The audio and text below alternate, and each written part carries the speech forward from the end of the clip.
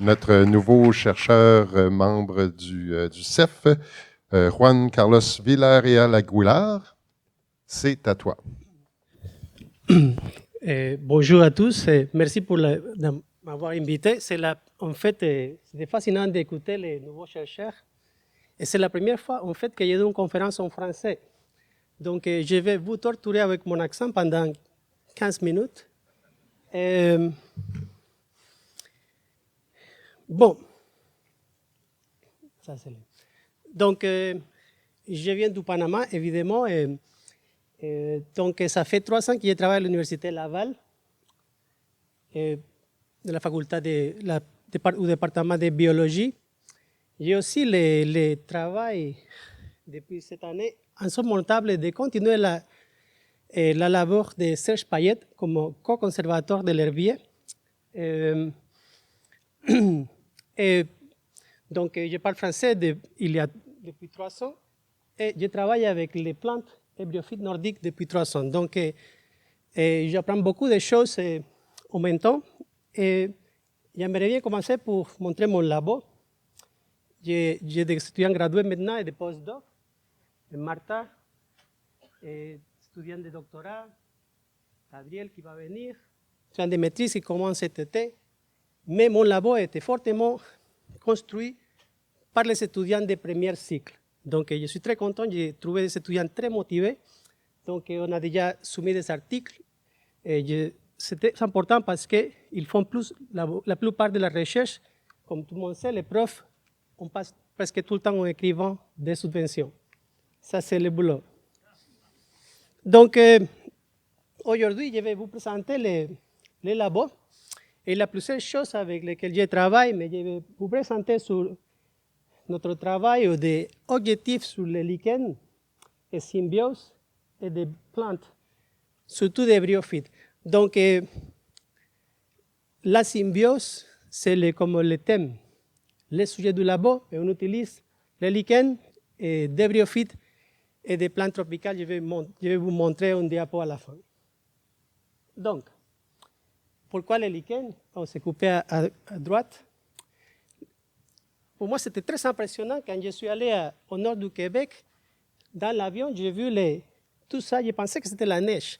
Mais en fait, ça, c'est la pessière à lichen. Donc, Serge Payet et Anne Delwade ont publié un article sur la pessière à lichen au lichen woodland. C'est tout ça. C'est énorme quand même. Mais c'était intéressant pour moi de regarder tout ça et il y a beaucoup de recherches de la physiologie, de la croissance, de beaucoup de choses, de nutriments. Et ici, c'est la carte de Québec du site web et ça, c'est la pessière à lichen au nord du Québec. Ça, c'est Cladonia stellaris, c'est une lichen très caractéristique de la pessière à lichen. Avec Cladonia rangiferina, c'est le reindeer lichen. Donc, on a commencé à faire l'échantillonnage ici, au Joarapic, et partout au Québec. Mais pourquoi c'est important les lichens? C'est un organisme très intéressant, mais de plus, on sait qu'il y a le greening of the Arctic ou l'arbustation, et on pense que la couverture des lichens peut diminuer à l'avenir. Mais pour vendre la recherche, c'est plus facile de montrer un caribou et dire que les caribous mangent des lichens pendant l'hiver, donc c'est une source d'énergie pour les animaux. De cette façon, les gens peuvent écouter la recherche des lichens. Donc, le premier projet que je vais vous présenter, c'était fait par Martha Alonso. C'est ma postdoc. J'adore Martha, est magnifique. Elle travaille sur la génomique des populations des Cladonia stellaris, mais au parc des Grands Jardins, ici, proche de la ville de Québec. Donc, la pessière à lichen est là, mais on a un petit pessière à lichen ici. Donc, ça, c'est un exemple ici. Aussi, il y a beaucoup d'études par Serge, par Guillaume, je pense aussi des plantes, et on sait le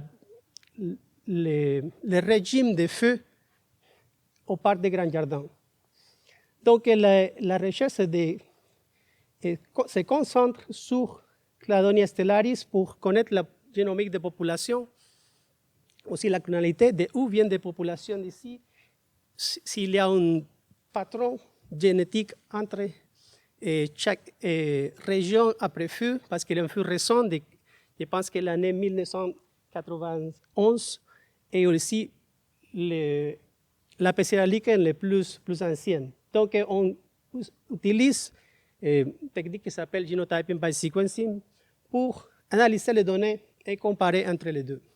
So, Martha est à Chicago maintenant, elle travaille avec, on a trop la chance avec la personne qui a en fait dessiné le programme qui s'appelle PyRat pour analyser les données. Donc, on a des données pour cet été et je pense que Martha va vous présenter les résultats l'année prochaine ici. Donc, il y a beaucoup de choses à faire. On a beaucoup d'échantillons partout et on essaie aussi de regarder les microbiomes. Qu'est-ce qui se passe après feu? Il y a un changement de microbiome dans chaque espèce de lichen. Et aussi, avec Alexander Cooley, on regarde les virus. Les virus, c'est malade, ça, comme on dit souvent. Il y a des virus associés au lichen. Donc, on essaie de regarder ça dans un patron latitudinal ici au Québec. Donc, je cherche des étudiants très motivés pour ça. Si vous connaissez, ils peuvent m'écrire. Donc, mais je parle de lichen, mais c'est quoi un lichen? J'ai emprunté cette diapo de mon étudiante Camille Lavoie, parce que je pense que c'est très magnifique. Il y a plusieurs espèces de lichen. C'est un cladonia ici, notre espèce, toutes les cladonias en fait. Mais ici, c'est des algues vertes et des cyanobactéries. Donc, c'est quoi un lichen? C'est un holobionte, une association symbiotique par excellence. Et il y a 12 champignons ou plus. Ça, c'est les ives, c'est les algues vertes. Des fois, il y a des cyanolichens avec seulement des cyanobactéries qui fixent l'azote. Et je reviens à ce point-là. Ça, c'est une photo de cyanobactéries. Ça, c'est les nostocs. Des fois, il y a des céphalolichens qui ont des petits points comme ça avec des cyanobactéries. Donc, Peltigera, c'est un lichen très, très étudié. Parce que pour regarder la fixation d'azote. Donc, ça, c'est la composition d'un lichen typique. Il y a aussi beaucoup de bactéries associées.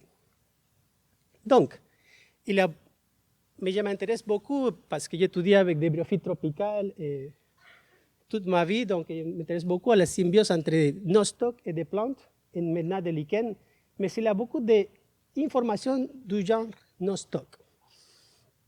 Il y a beaucoup d'études pour étudier la spécificité ou sélectivité, et aussi pour étudier l'utilisation de la nitrogénase. Pourquoi? Parce que les lichens qui font des associations avec des cyanobactéries font une contribution à le budget, à l'économie d'azote dans l'environnement. Donc, la nitrogénase, il y a 3 types qu'on connaît, mais on va parler seulement de 2. Il y a un cofacteur avec des molybdènes qui travaille beaucoup mieux dans des températures plus chaudes, et le cofacteur de vanadium, température plus basse. Donc, ça fait du sens qu'on va trouver des lichens avec des cyanobactéries qui ont la nitrogénase de molybdène au sud des États-Unis, Amérique latine, et la nitrogénase de vanadium au nord. Ou peut-être, c'est dépendant de la saison.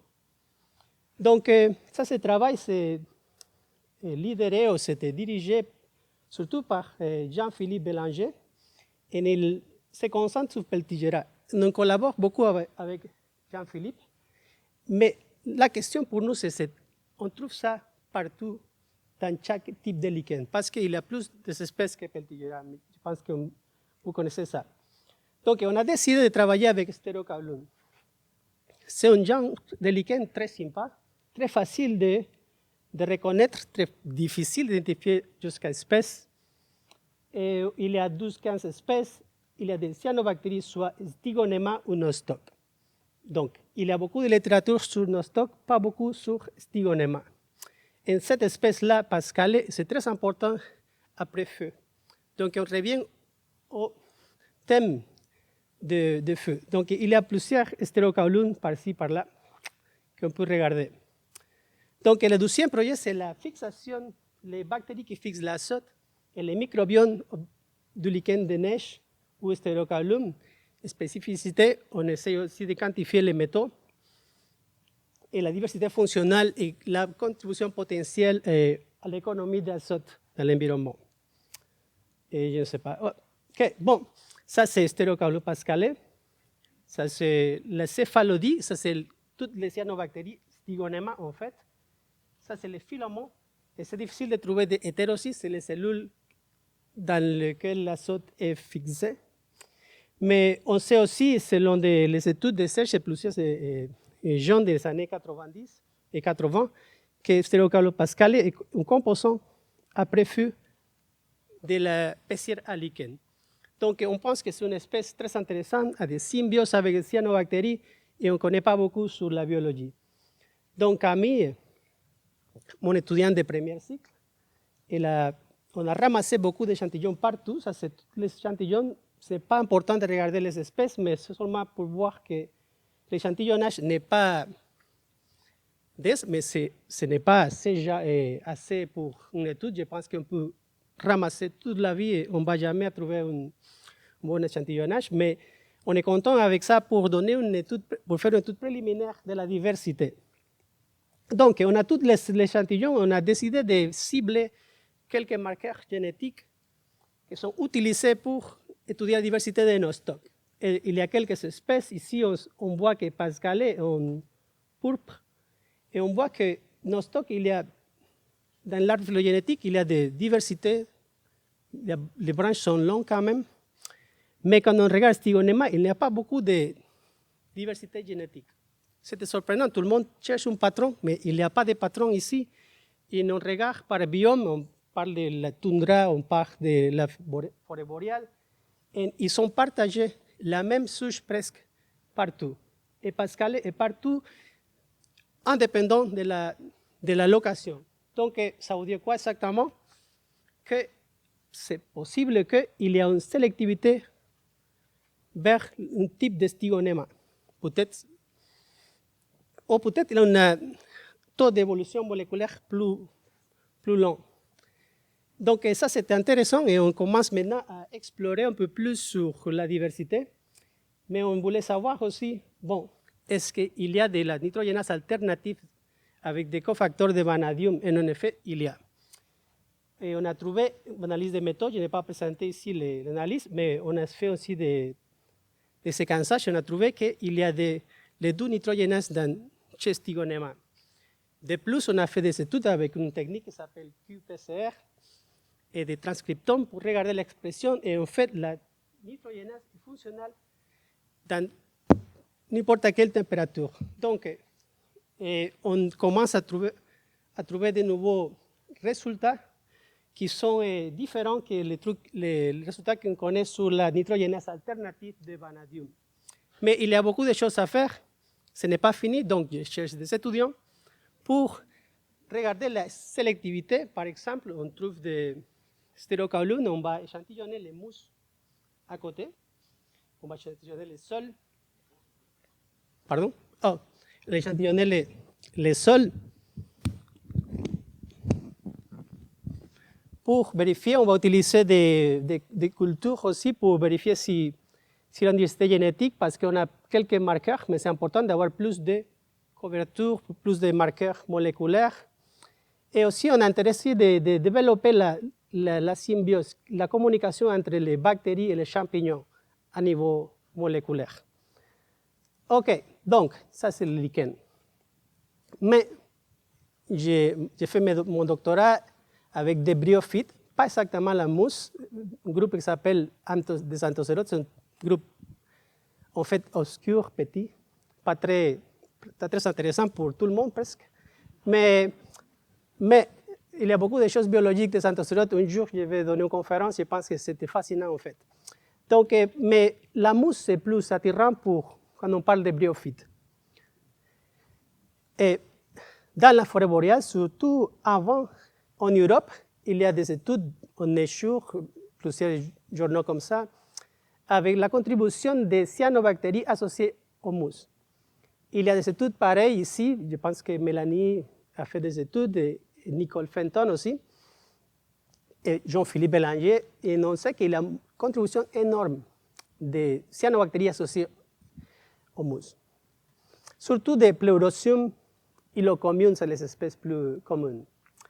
Donc, le troisième projet, c'était, on a commencé à travailler sur les mousses du Nord. Il y a beaucoup d'études dans la forêt boréale. On a décidé, bon, on va aller plus au nord parce que ça fait du sens pour un Panaméen d'étudier l'Arctique. Donc, ça, c'est l'idée d'aller plus au nord étudier une espèce. L'espèce qu'on a choisie, c'était Rhacomitrium, très charismatique. Donc, on utilisait l'acétylène assay, plusieurs techniques pour quantifier la fixation d'azote et aussi des techniques de génomique de population pour connaître la diversité de l'espèce et associer ça à la diversité microbienne avec les approches métagénomiques. Ici, c'est Rhacomitrium. Ça, c'est la raison pour laquelle on a choisi Rhacomitrium parce que c'est abondant. Donc, il y a une contribution majeure, probablement, potentiellement, à l'environnement. Ça, c'est la carte qu'on a trouvée des spécimens d'herbiers. Ils ne sont pas tout à fait utilisables pour le travail génomique des fois, mais on sait que l'espèce est très répandue aussi en Europe. Donc, Denis, qui a fait son examen doctoral hier très bien, il a commencé à échantillonner. On a un échantillonnage un peu pas parfait, on a besoin de plus d'échantillons pour regarder la composition génétique, pour avoir une idée de la diversité génétique de l'espèce. Et après ça, on va se concentrer ici pour étudier la diversité des microbes. Donc, ça, c'est le troisième projet. Pour résumer la présentation, notre labo travaille sur la diversité des lichens et des mousses nordiques et aussi des microbes et des virus associés aux espèces. L'azote, l'économie d'azote, je pense que c'est très important. Et éventuellement, on va avoir ce type de données pour modéliser avec des logiciels fancy la diversité au présent et à l'avenir. Et la dernière chose que je veux dire, c'est que j'ai été nommé pour une chaire de l'Université Laval, mais si tout va bien, on ne sait jamais. Et l'année prochaine, ou cette année, je vais continuer ma recherche au Panama avec les microbes et les cycades, les gymnospermes tropicales. Si vous avez des étudiants intéressés aussi, on peut en parler. Merci beaucoup.